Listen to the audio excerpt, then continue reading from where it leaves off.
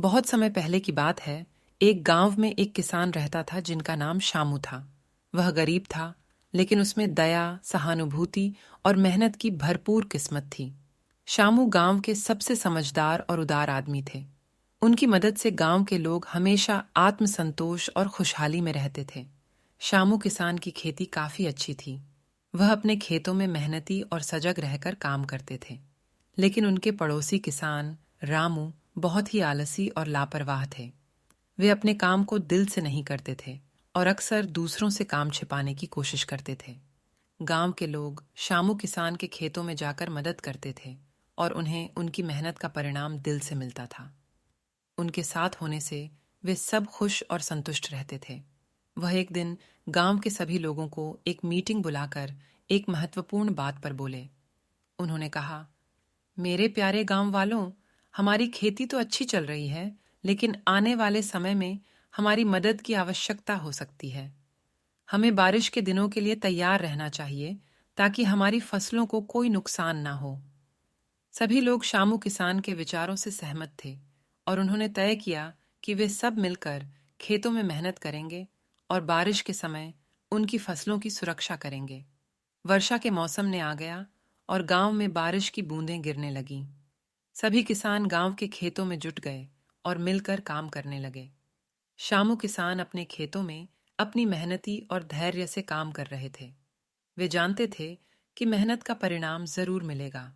वहीं उनके पड़ोसी किसान रामू अपने खेतों में काम करने के बजाय घर में आराम कर रहे थे। उन्हें लगता था कि बारिश के दिनों में काम करने से कोई फर्क नहीं पड़ता। कुछ दिनों बाद बारिश और भी अधिक बढ़ गई और अचानक एक तेज बारिश ने आए दिनों की मेहनत को बर्बाद कर दिया। शामू किसान के खेत बिल्कुल हरे भरे थे और उनकी फसलें बच गईं। वहीं रामू के खेत बारिश के पानी से बह गए और उनकी पूरी फसल नष्ट हो गई। अब वह समझ गए कि मेहनत के बिना कोई भी सफलता हासिल नहीं की जा सकती। शामू किसान ने देखा कि उनके पड़ोसी किसान का मनोबल बहुत टूट गया है। उन्होंने रामू को अपने घर बुलाया और उन्हें साफ सुथरे तरीके से समझाया कि मेहनत और समर्पण के बिना कोई भी काम सफल नहीं हो सकता।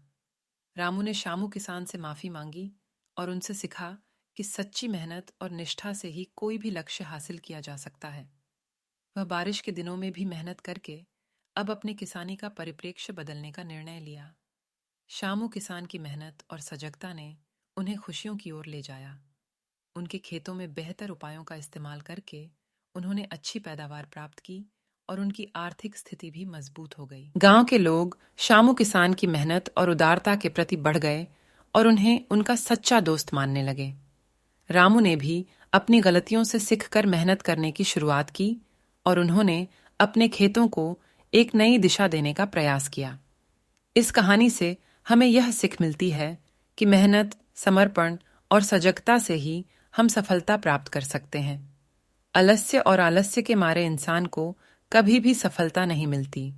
शामू किसान की कहानी हमें यह बताती है कि हमें अपने काम में मेहनत करनी चाहिए और सफलता की प्राप्ति के लिए सहानुभूति और मदद करने की कोशिश करनी चाहिए।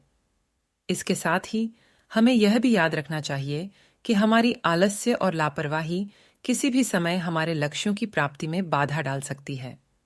इस कहानी का संदेश है कि आलस्य और लापरवाही से बचने के लिए हमें मेहनती और सजग रहना चाहिए और हमेशा दया और सहानुभूति के साथ अपने काम में लगन के साथ काम करना चाहिए।